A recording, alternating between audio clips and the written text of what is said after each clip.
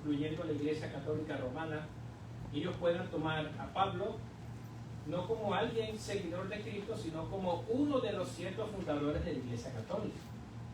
De modo pues que la Biblia no establece en ninguna parte el fin de lo que es de la vida del apóstol Pablo. No sabemos qué pudo haber ocurrido, porque el que estaba escribiendo el libro de los Hechos, que es Lucas, simplemente su información llegó hasta allí.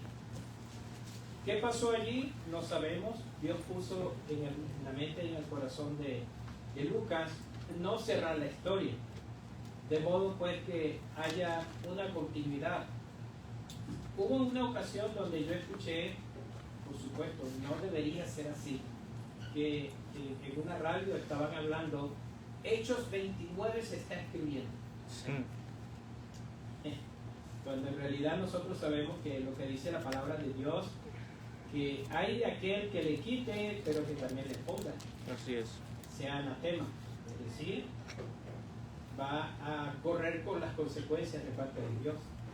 Entonces, hermanos, no podemos nosotros hoy comparar la continuidad de la iglesia de Cristo con lo que está pasando en nuestras vidas, nuestras iglesias de hoy, en este mundo. En realidad, la continuación de lo que es la iglesia vino a ser una forma, digamos, resumida antes de la muerte de Pablo. De modo pues que cuando las cartas que escribió el apóstol Pablo fueron 13, posiblemente 14, es más, se dice que Pablo escribió a una iglesia en Laodicea. Esa carta no apareció, o sea, no la pudieron conseguir. De modo pues que todo lo que está escrito allí viene a identificar el camino de la iglesia, incluso después de Pablo, porque todo lo que está ocurriendo allí, hasta el día de hoy nosotros lo estamos viviendo, y es una manera de cómo nosotros ver, practicar la vida cristiana. Entonces, les invito a que estén ubicándose en el libro de Colosenses capítulo 2. Vamos a tener dos textos, dos versículos.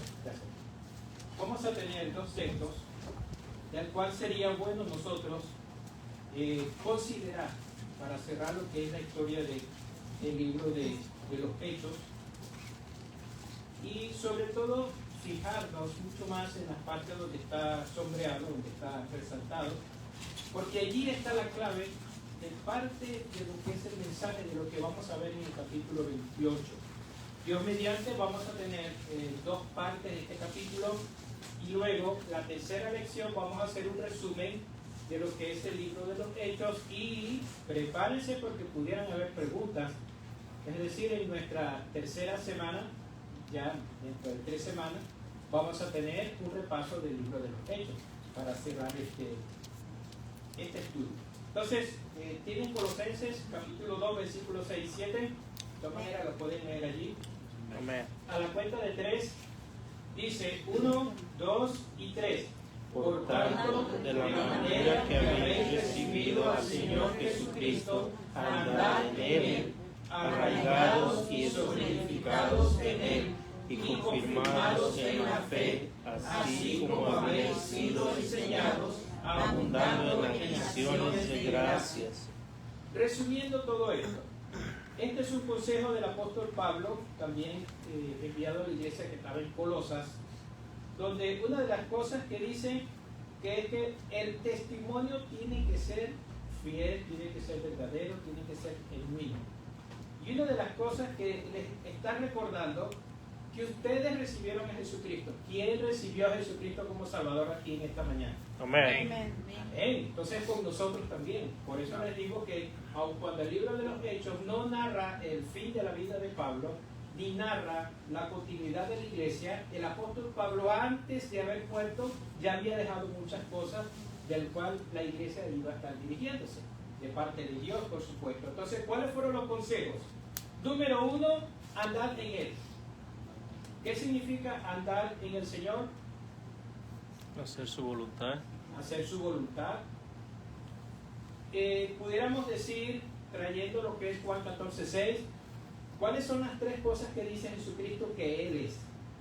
Yo soy el camino. Y el camino, nosotros tenemos que andar por el camino. A eso se refiere Jesucristo y se refiere Pablo cuando toma este término. Es decir, no pisarlo, porque normalmente el camino físico nosotros lo pisamos, pero sí significa seguir la dirección que tiene. A eso se refiere, andar en Él, andar en Jesucristo. Una vez Pablo dijo, imítenme a mí como yo imito a Cristo. Es decir, no vean lo que yo soy, sino imiten lo que yo hago cuando sirvo a Cristo. O sea, a veces es bien complicado que nosotros hoy digamos esos tipos de nosotros, porque si decimos imítenme a mí, se llenaría el infierno, ¿no? Mucho más rápido, porque es complicado. El otro consejo, arraigados y sobreedificados en Él. ¿Qué significa arraigados? Viene de la palabra raíz. Quiere decir que es tomarnos, sujetarnos. Eso es como cuando usted está guindando en la orilla del precipicio. Si no quiere caer, lo más seguro es que mire, usted quiera. Eso es como cuando alguien se está ahogando. No importa de dónde se va a agarrar, por tal de que se agarre de algo, ¿verdad que sí? En medio de la desesperación. Y a eso se refiere. Arraigados, es decir, sujetos, estar bien firmes. Y sobreedificados. ¿Qué significa sobreedificados? ¿Recuerdan el texto? Siendo la piedra principal del ángulo Jesucristo. Ajá, del ángulo. ¿Quién es? Jesucristo. Y también está la palabra de Dios donde dice en el mismo libro de los Hechos que la iglesia que estaba en Jerusalén estaba como estudiando y viendo que lo que los apóstoles estaban enseñando, estaban sobreedificando. El apóstol Pablo también lo dijo, mira, los apóstoles, ellos edificaron sobre Jesucristo y nosotros debemos edificar sobre lo que ya ellos habían hecho, es decir, la enseñanza directa de Jesucristo. Y eso se refiere, sobreedificar, se refiere buscar una buena base para seguir creciendo. Porque si vamos a una iglesia donde no enseñen la Biblia, lo más seguro es que no crezcamos. Entonces, a eso se refiere también. Y la otra parte, que está en azul, dice, confirmados en la fe. La Iglesia Católica utiliza este término para hacer lo que llaman la confirmación. Ellos están diciéndote a través de ese acto, soy de Dios. Pero normalmente cuando ese acto lo hacen físicamente, públicamente, hasta allí llega. Al salir de la iglesia, ya eres lo que eres. Haces lo que haces.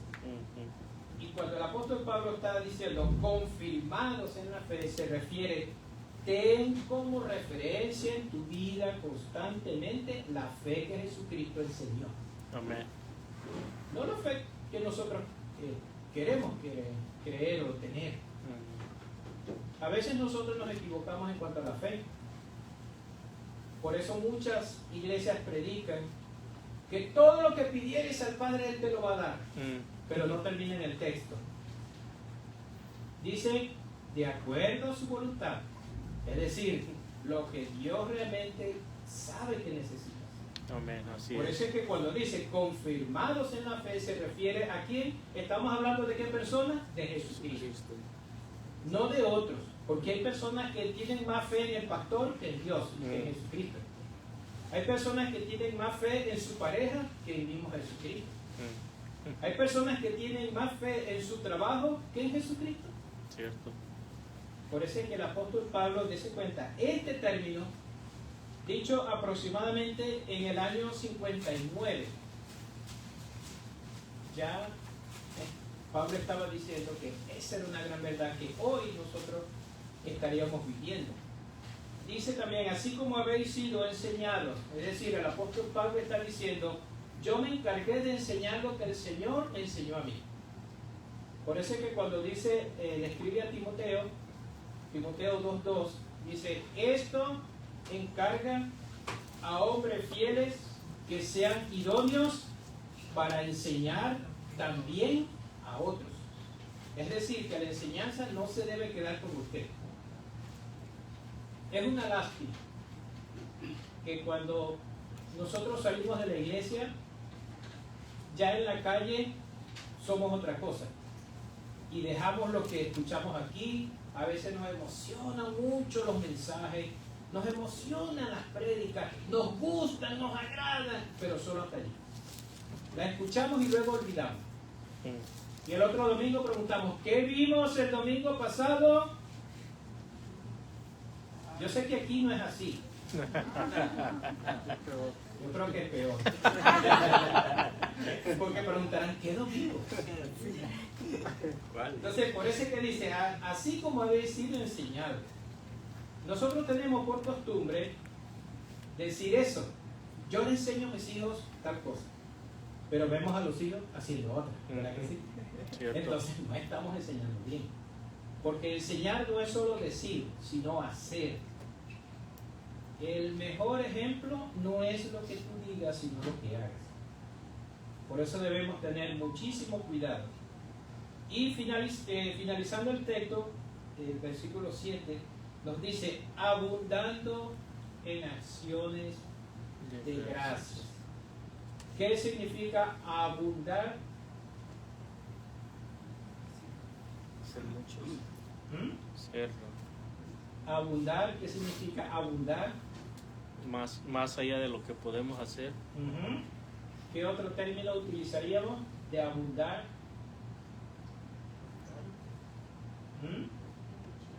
Abundar significa, por supuesto, viene de la palabra abundancia. Y abundancia es bastante, mucho.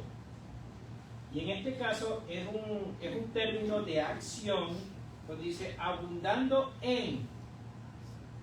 Abundando, es decir, continuamente. Acciones de gracias.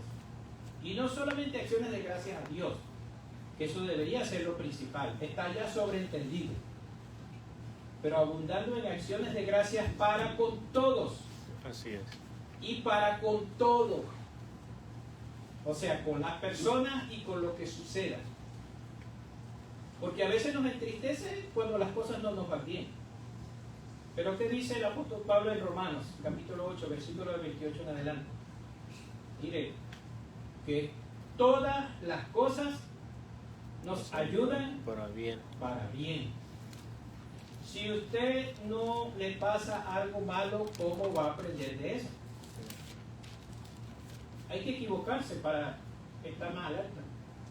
Claro, no como yo, que cuando voy manejando y me pierdo una vez, quizás la próxima vez también me pierdo. Soy malísimo ubicándome geográficamente. Tengo otras virtudes, no sé cuáles, pero si pudiera tener. Pero para perderme soy el mejor en que se pierde. Dirección, mire, hermano, dígame exactamente qué número de calle, cuántas cuadras tengo que doblar a la izquierda o a la derecha. Mire, no me pierdo. Pero si me dicen, en tal sitio, no sé qué, y está un árbol, mire, me perdió. No llega. Entonces, lo que se refiere a abundar en acciones de gracia es que nosotros debemos estar siempre agradecidos. Amén. Y mostrar esa gratitud. Eso es como cuando alguien le dice a otro, yo sí te quiero, lo que pasa es que no lo digo, no lo demuestro. Y la otra persona dice, bueno, pero... Eso me recuerda al versículo que dice, misericordia quiero, mas no sacrificio. Exacto. ¿Usted sabe cuánto usted y yo podemos ayudar a alguien solo con agradecerle? Así es. Por ejemplo, ¿cuántas veces usted le ha agradecido a su pareja por las cosas que ha hecho por usted? Cierto. O a los hijos. A veces pensamos que los hijos son solo los que Dios me dio para que yo los mandara. No, pero no es así, hay que agradecerles. Es esa parte. Por cierto, uno de nuestros hijos una vez le dijo a Magdalena, mamá, dime gracias. Porque hizo, no recuerdo qué hizo. Pero barrió. Sí. ¿Ah? Barrió. Ah, sí, barrió algo de la... Bueno, intentó barrer. Y después que hizo eso, le dijo, mamá, dime gracias. O sea, realmente, hermano, este es un texto que tiene mucho que ver con este capítulo 28, porque todo lo que Dios hizo desde el principio lo hizo pensando en que nosotros finalmente tenemos que agradecerle a Él. Porque toda la historia de nuestra vida, incluyendo la de Pablo, allí estaba Dios desde el principio. Así y ha es. estado. Amén. Así Y es. estará, que eso es lo más importante. Entonces, resumiendo todo esto, pudiéramos decir de que no debemos olvidar de quién debemos agarrarnos firmemente, en quién debemos crecer y creer, además de agradecer a Dios y a los demás por las cosas que pasan y hacen. Así es. A veces ser agradecido es mucho mejor que ser el bueno. Ser agradecido. Esa persona siempre va a recordar, va a ser recordado. Porque eso va a ayudar a que otro se sienta también importante. Amén. Amén. Así es. Bueno, entonces, ¿dónde quedamos nosotros la clase pasada? Esta es el mapa. Vemos allí que Pablo salió de Jerusalén, pasó por la ciudad de Cesarea, luego llegó a Sidón, donde se le permitió estar en la casa de unos amigos y hermanos de la iglesia que le sirvieron y le ayudaron.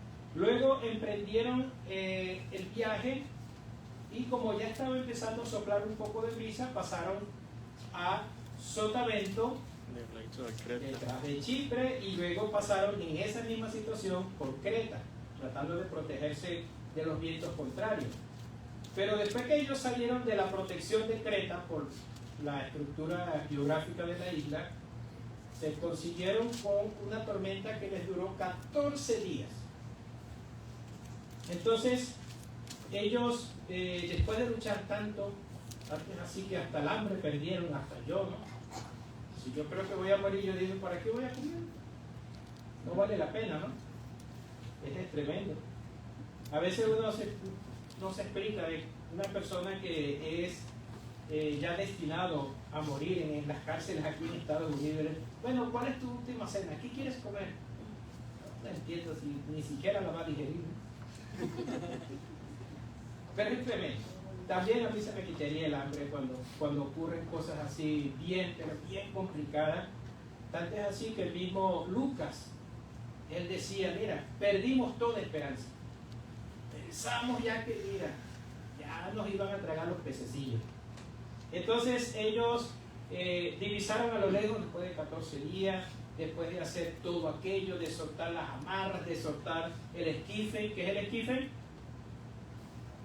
¿Qué es el esquife? ¿Recuerdan? El barco pequeño. El barco pequeño con que se movilizaban. Y así las cargas y todo eso. Por fin divisaron a lo lejos una pequeña isla. Esa isla es llamada Malta o Melita. Ella está encerrada en el círculo, es súper pequeñita. Esa isla, a pesar de que aún estaba la tormenta, estaba lloviendo, no se les hizo fácil llegar.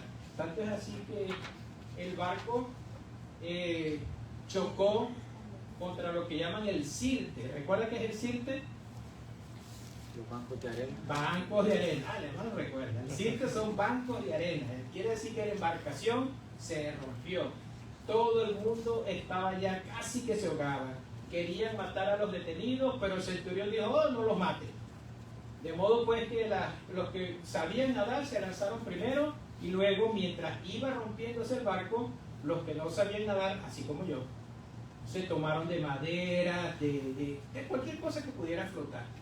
Entonces ellos por fin llegaron a lo que es una isla, la orilla de la isla.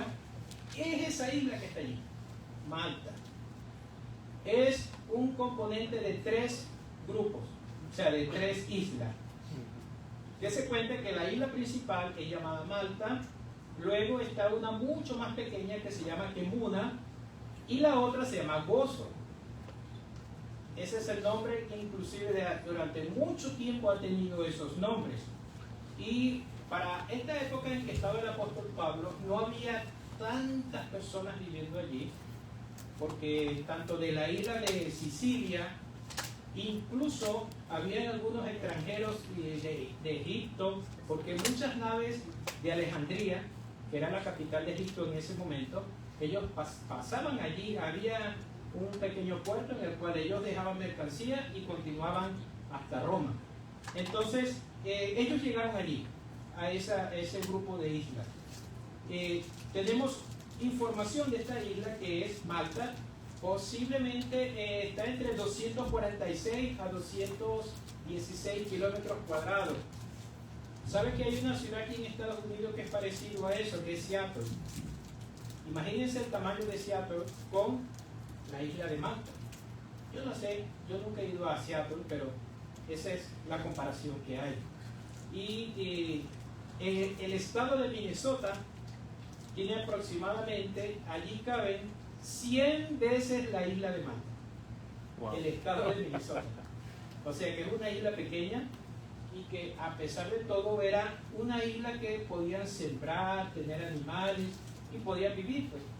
Tanto es así que esa isla no estaba tan lejos de tierra firme de otra isla más grande, que es de Sicilia, que pertenece a Italia. Y vean la historia, desde 5.000 años antes de Cristo ya había sido habitada. Quiere decir que era una isla sumamente importante, y su ubicación geográfica, como lo tenemos aquí, quien dominaba esa isla tenía oportunidad de vigilar los dos continentes. África, que está hacia aquí abajo,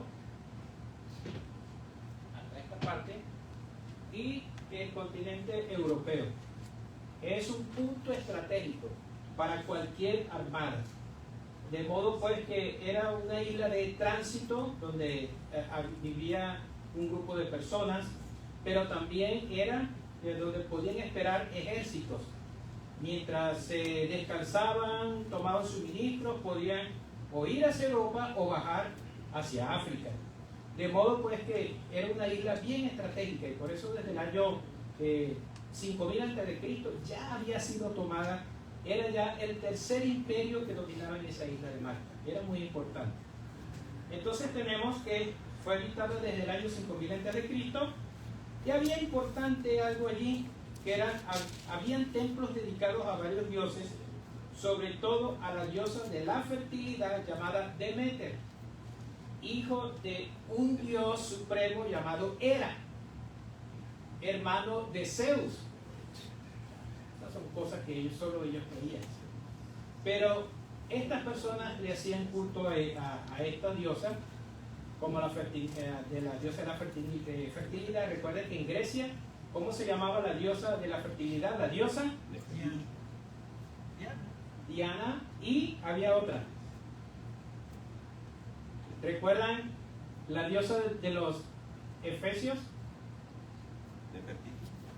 No, ese Nefertiti era de Egipto, una de las faraonas. La Venus también bueno, en este caso Demeter, que era la diosa que ellos adoraban, era tan fuerte esa religión que ellos le hicieron aproximadamente 6 templos. Pero estos son los 3 principales que tenían.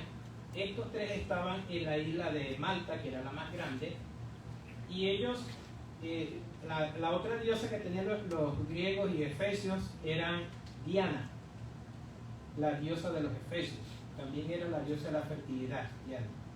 Entonces, vemos cómo durante mucho tiempo, aproximadamente estos templos fueron hechos, algunos en el año 3500 a.C., otros fueron hechos en el año 2530 a.C. Era muy parecido a las estructuras que tenían en la parte sur de Europa. Stonehenge, ¿recuerdan esas estructuras que eran piedras sobre piedras grandes? Más o menos esa misma estructura tenían estos templos. Pero tanto es así que ellos, una de las cosas que hacían, además de adorar a esta diosa de la fertilidad, también adoraban lo que es el sol y la luna. Era una manera de ellos tratar de visualizar lo que es el paso de los diferentes planetas la luna y el sol también. De modo que ya para esta época ellos podían considerar que las estrellas le dictaban el camino. Entonces era muy arraigado este tipo de religión. De modo pues que, viendo todo esto, nosotros podemos decir, ¿cómo es eso de que precisamente en la isla de Malta iba a haber ese naufragio donde Pablo tenía que llegar? Quiere decir que había entonces muchísima gente que no conocía de Dios y que estaban pero tan apartados de Dios que ellos preferían hacer este tipo de edificaciones para adorar algo que ni ellos conocían.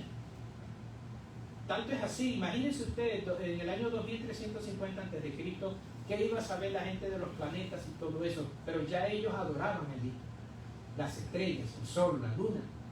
Estaban apartados totalmente de Dios. Entonces, ya este es el primer indicio por el cual Dios, dentro de sus planes, había destinado ese naufragio para que Pablo pudiera hacer su obra allí también. Entonces, es bien importante que detrás de lo que es la historia bíblica está también la historia universal.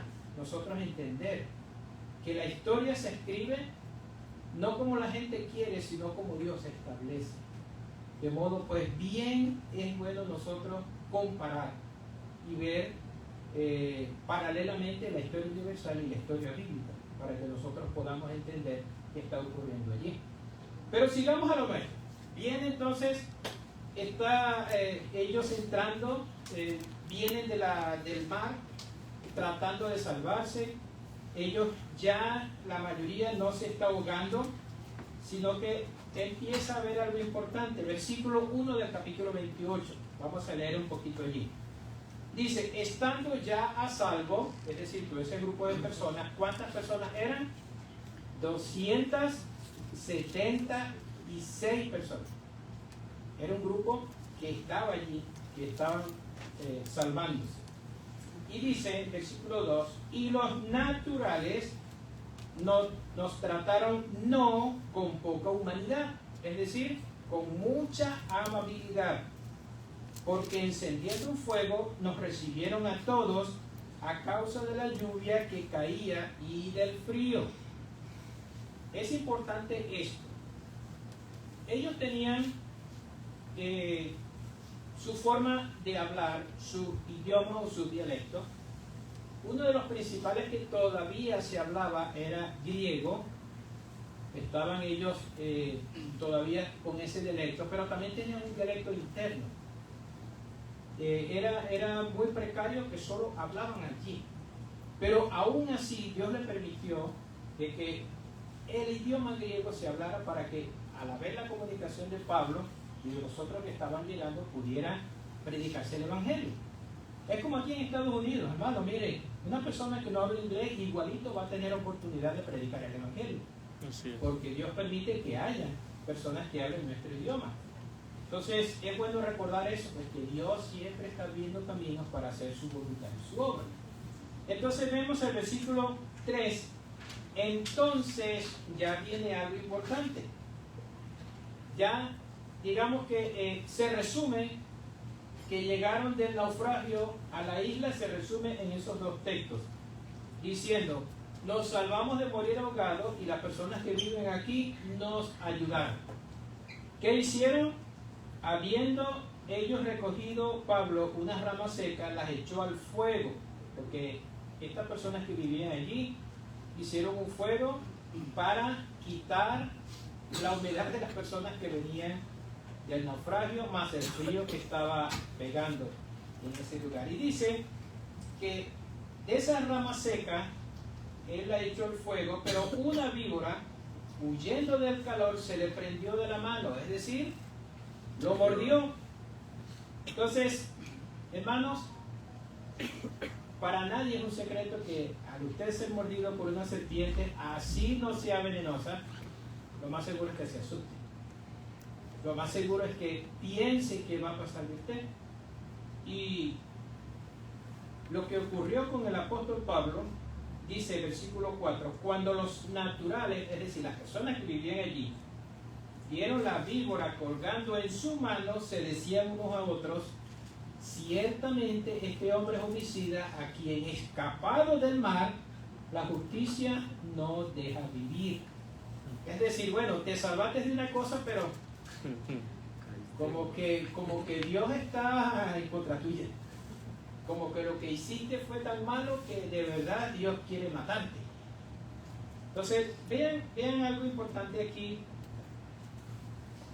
Este es un tipo de víbora que esa es una de las pocas que puede diseminarse en la zona sur de Europa y en ese tipo de islas. Pero este tipo de víbora, aunque se llame víbora común europea, esa precisamente es una de las más venenosas que hay en toda esa zona. Y que ya las personas la conocían y sabían cuál era su efecto. No sé si usted ha visto lo que llaman cascabel. Esa es una que de verdad es bien complicada que la persona se salve. En África hay otras que son mucho más venenosas, que apenas duran hasta 3 horas y listo, ya murieron. Este tipo de serpientes dice que posiblemente en la actualidad no hay en la isla de Malta, que pudieron haber sido traídas del subcontinente europeo, como era un puerto muy común. Algunas serpientes pasaron tanto en barcos como en otras embarcaciones más pequeñas. De modo pues que esa ya tendría de 200 a 300 años, ese tipo de serpiente, que las personas lo conocían, de modo que cuando fue mordida por Pablo, entendían de que no había salvación para esas personas. Cuando Pablo fue mordido por esa serpiente, imagino que, por supuesto, como cualquiera de nosotros nos asustamos, pero si confiamos en el Señor, todas las cosas nos ayudan a bien. Dirán algunos: a bien morir. Mire, hermanos, pero yo quiero detenerme un minutico en este caso, porque hay muchas personas y muchas iglesias que se centran en este milagro que está ocurriendo aquí. E incluso yo estuve revisando, dice cómo, hay un mensaje escrito por allí: cómo soltarte de tus serpientes. Imagínense, cosa que no tiene sentido. Nosotros espiritualizar un acto que sí fue un milagro, cuando empiezan a sacar que las serpientes de la envidia, las serpientes de la mentira, las serpientes no sé qué, sacúdete las serpientes, así como Pablo. O sea, en realidad eso no tiene nada que ver con, simplemente es un relato que Dios ha permitido que a través de Lucas lo conozcamos, pero el impacto de eso no es tanto lo que ocurrió como tal, que la gente lo repita, sino la protección de Dios para Pablo. Y que cosa que parecía imposible que Pablo se salvara, Dios lo permitió. Y que nosotros debemos entender eso. Por eso es que cuando dice aquí que nosotros debemos entender que si hemos recibido a Jesucristo como Salvador, no importa lo que ocurra en nuestra vida, la protección de Dios siempre va a estar con nosotros. Amén. No debemos enfocarnos en un milagro como tal. Hay mucha gente hoy, incluso, no sé si han visto videos de personas, porque la Biblia dice que hasta beberán cosas mortíferas y no les pasará nada. ¿Recuerdan eso? Hay otros que tienen serpientes en la mano y empiezan a adorar a Dios con las serpientes en la mano. Incluso hubo un caso de un pastor, fue mordido por una serpiente y se murió. Entonces, no les funcionó lo que ellos estaban diciendo allí. Toman esos actos para contradecir lo que es la verdadera voluntad de Dios y que debemos considerar, hermanos. Ahorita son llamados actos proféticos, cuando en realidad lo que debemos entender es que lo que dice la palabra de Dios, sobre todo en este libro de los Hechos, es un libro de transición para que la iglesia de hoy conozca la historia de la iglesia que fundó Jesucristo. Amén. Por lo tanto, todo lo que ocurre allí, usted no lo va a hacer. Lo va a aprender, sí, pero no lo va a hacer ni tomar como supuestos actos proféticos. De modo pues que hay que considerar mucho esto. Entonces dice que cuando ellos vieron, los que vivían allí, los malteses, vieron que estaba el apóstol Pablo sacudiéndose la víbora, continuó haciendo lo que estaba haciendo y la gente estaba esperando que cayera dando brincos. Y se dieron cuenta que pasaban las horas y pasaban las horas. Estaba Pablo ayudando, moviéndose para cualquier lado y haciendo aquello. Y ellos esperando que no se morían. Yo recuerdo una vez cuando vi que envenenaron un gato, porque el gato, pobre gato, estaba enfermo. Y el pobre gato no se moría después de la segunda vez que le dieron veneno. Allí sí. Entonces, mire, hermano, hay que considerar mucho lo que dice la palabra de Dios. Porque hay cosas que son utilizadas para engañar a otros. Pero la palabra de Dios, nosotros debemos entenderla y estudiarla a través de lo que el Espíritu Santo realmente nos dice y nos va a decir a través de ella. Entonces vemos cómo el apóstol Pablo, en medio de esa travesía, versículo 5, en cuanto a lo que es la serpiente, él, sacudiendo la víbora en el fuego, ningún daño padeció. Ellos estaban esperando que él se hinchase o cayese muerto de repente. Mas habiendo esperado mucho y viendo que ningún mal le venía, cambiaron de parecer y dijeron que era un Dios. Entonces ya viene el problema. Ese es el problema de cuando la gente no conoce lo que es la palabra de Dios. Endiosan a las personas que les está llevando la verdad. O endiosan a las personas que pareciera saber más que nosotros. Y eso ocurre en muchas iglesias. Cuando hay personas que por algún motivo estudian la palabra de Dios, entonces ellos lo ponen por encima de cualquier otro. Y no debe ser así. ¿Sabe por qué? Porque usted y yo tenemos la misma oportunidad de aprender de la palabra de Dios. Porque hay un solo intérprete. ¿Y quién es el intérprete de la palabra de Dios? El Espíritu Santo. El cual el mismo Jesucristo dijo que nos iba a guiar a toda verdad. Amén. No como ahora hay un poco de gente diciendo Dios me dijo, Dios te mandó un mensaje, Dios no sé qué, y en cualquier iglesia empiezan a decir cualquier cosa. Entonces yo diría, bueno, por fin ¿quién es el que tiene la verdad? Por fin ¿quién es el que dice lo que debe ser o lo que es correcto?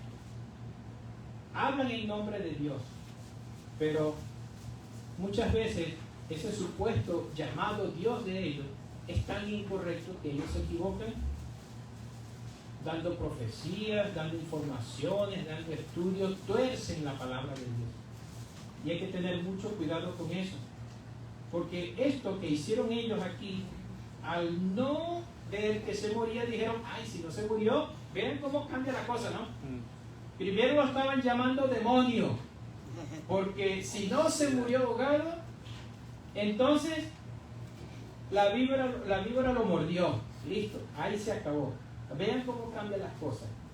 Y ese es el problema de muchos de nosotros, que al no tener un verdadero conocimiento, somos llevados por cualquier viento de doctrina, por cualquier información equivocada, y hay que tener mucho cuidado con eso. Dice, en aquellos lugares había propiedades del hombre principal de la isla llamado Publio. Este hombre, como muchos otros, sabemos que es el lugar que era aprovechado por lo que era el puerto. Era el puerto de Malta. Allí el comercio de mover personas, soldados, de mover mercancía, de que las personas descansaran, todo eso generaba dinero, generaba ganancias. En este caso estaba un señor llamado Publio. Este Publio era uno de los que económicamente estaba mejor que muchos, pero estaba pasando algo. Dice que aconteció que el padre de Publio estaba en cama, enfermo de fiebre y disentería, y entró Pablo a verle, y después de haber orado le impuso la mano y le sanó. Una de las cosas que debemos considerar en lo que es toda la historia de Pablo, donde él va, donde él presenta el Evangelio, siempre vemos cómo Dios obra a través de muchos milagros. Y uno de esos es este padre de Publio tenía esas enfermedades, como cualquier persona que vive rodeados de agua. Y no es fácil también para esa ocasión. Recuerden, estamos hablando aproximadamente en el año 59 después de Cristo, qué tipo de medicina había, qué tipo de hospitales podían tener. Y el que está escribiendo este libro, que es el libro de los Hechos, ¿quién lo está escribiendo? El doctor Lucas, el médico Lucas. O sea, que lo que estaba diciendo allí, me imagino yo que ya lo habría revisado y vio lo que tenía. O sea, que no era fácil de curar para esa época. Y una de las cosas que dice es que y entró Pablo a verle, y después de haber orado, le impuso las manos y le sanó.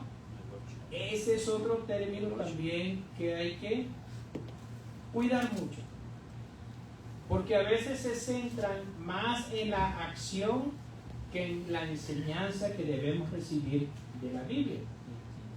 En cuanto a la imposición de manos, ese es un tema que se va a tratar más adelante o se va a repetir, porque ya el pastor lo ha dicho en otras ocasiones. Pero yo quiero decirle que ese acto de imponer manos significa para dos cosas. Uno, para dar autoridad, y dos, para a través de la oración mostrar el poder de Dios. No que la persona tenga poder, sino que Dios en ese momento está utilizando a esa persona como una herramienta para bendecir a otros. Así es. El problema de eso es que hay muchos que han hecho esto y lo toman como mercadería. Ellos quieren mostrarse a sí mismos como los superiores, como los mejores. Pero vean la frase como es dicha, aquí en el versículo 8. Primero fue a verle. ¿Qué hacen actualmente muchos? Hacen campañas de sanación y dicen vengan. No van, sino vengan. Y eso me hace recordar lo que alguien dijo una vez: ¿tú tienes el don de sanidad? Y el otro le dijo: sí. Bueno, anda conmigo al hospital y vamos a sanar a toda esa gente que está allí acostada en las camas. ¿Qué dijo la persona? No, eso depende de Dios. Entonces no lo muestres como algo que es tuyo, si es que lo tienes. Muestra que es Dios quien lo hace. Amén. Primero es que la persona vaya a verle, y segundo, después de haber ¿qué? Orado. ¿Qué significa la oración? La oración significa sumisión a Dios, pedir dirección a Dios. A veces nosotros, cuando oramos por nuestra familia que está enferma, no le pedimos a Dios, sino que le ordenamos. A veces le ordenamos a Dios. Reclamamos tu promesa. Tú dices en la Biblia que tú, Señor, vas a responder a la oración. Sánale porque es mi hijo. Sánale por tal cosa. No aceptamos un no por respuesta. Exacto. He escuchado eso. No aceptamos un no por respuesta porque tú lo prometiste. O sea, le estamos torciendo el brazo a Dios. O lo sanas o qué. Hay que tener cuidado la forma en cómo oramos por los enfermos. Así es. Porque es la voluntad de Dios. Amén. Nosotros siempre debemos decir, si es tu voluntad. Amén. No debemos estar ordenándole a Dios que lo sane o X cosa. Pensar en que es lo que Dios quiere como mejor para nosotros. Orar, no obligar a Dios. Y dice también, después de haber orado, le impuso las manos y le sanó. Es decir, Dios le usó para eso. No creer que tenemos superpoderes, no. Como oré por uno y esa persona se sanó, ya listo, voy a poner allí ministerio de sanidad. No, hermano, no es eso. Entonces dice, hecho esto también, los otros que en la isla tenían enfermedades, venían y eran sanados. Es decir, se regó por la isla, que no era muy grande, que había alguien que estaba sanando. Y el apóstol Pablo estaba haciendo lo mismo que estaba haciendo Jesucristo, compartiendo de la misericordia de Dios. Yo me imagino al apóstol Pablo no solamente que pasa el siguiente, ora, no. Delante de todo eso estaba predicar la palabra de Dios. entender y conocer a esas personas. Y como habíamos visto, eran tan idólatras que Dios de alguna manera permitió ese tipo de milagros para poder hacer despertar a la gente de que el poder de Dios está por encima de lo que ellos creían religiosamente. Amén. Y es lo que nosotros debemos predicar. No el poder de un predicador, sino el poder de Dios, de cómo se deben hacer las cosas. Hermano, mire, muchas personas se aprovechan de cuando Dios hace algo. Nosotros debemos entender que es Dios en su plan, por su misericordia, que Él sana. Amén. No porque nosotros se lo pedimos, sino porque Él quiere. Él nos usa. Pero usted sabe por qué Dios quiere que estemos delante de los enfermos, para predicar su palabra. Porque incluso el mismo Jesucristo, cuando le hablaba con las personas enfermas, le decía: tu fe te ha salvado.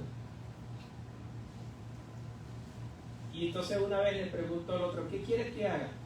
Señor, que me sanes. ¿Ve? Dese cuenta que la sanidad pasa a segundo plazo, segundo lugar. A veces los evangélicos hablan mucho más de la sanidad que de la salvación. Y eso no es correcto. Nosotros debemos entender que la salvación está por encima de cualquier sanidad. Amén. Y nosotros como iglesia debemos entonces poner en primer lugar el sacrificio de Jesucristo en la cruz, antes que cualquier milagro que Dios pueda hacer en sanidad de cualquiera. ¿Sabe por qué? Porque Dios envió a su Hijo Jesucristo para salvarnos. Indistintamente de cualquier sanidad que pudiera ocurrir, de todas maneras, hermano, usted y yo vamos a morir. Por eso lo más importante debe ser la salvación. Y vamos a dejar el relato aquí, porque en realidad esta es la parte del relato. Pero lo importante detrás de todo esto es que nosotros entendamos que los planes de Dios están por encima de cualquier idea que nosotros tengamos. Vean cómo Dios preparó el camino, bien tortuoso y bien torturador, para que Pablo llegara a predicar en esa isla de mucha gente que no conocía de Dios. Y lamentablemente, en lo que es la historia de la isla de Malta, en el año 159 después de Cristo, esa isla de Malta, la más grande, recibió el nombre de Isla de San Pablo, en honor a lo que había hecho Pablo. Pero el problema es que entonces lo tomaron como el precursor de la Iglesia Católica Romana en esa isla. En realidad, no es que estorbaron el plan de Dios, no, sino que como el hombre entiende lo que Dios quiere hacer, lo entiende mal. Luego en el año 400 o 506 retoman otra vez el nombre de Malta.